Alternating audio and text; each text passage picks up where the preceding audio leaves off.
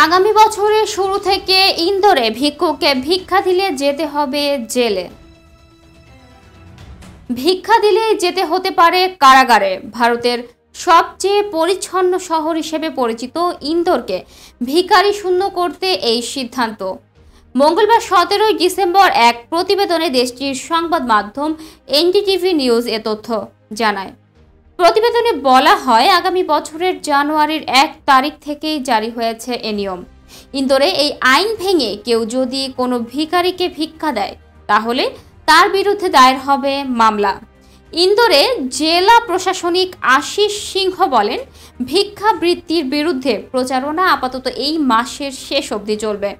জানুয়ারির 1 তারিখের পর থেকে কাউকে প্রকাশ্যে ভিক্ষা দিতে দেখা গেলে তার বিরুদ্ধে দায়ের হবে মামলা।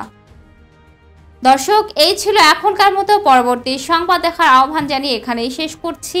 ধন্যবাদ সবাইকে এতক্ষণ সাথে থাকার জন্য।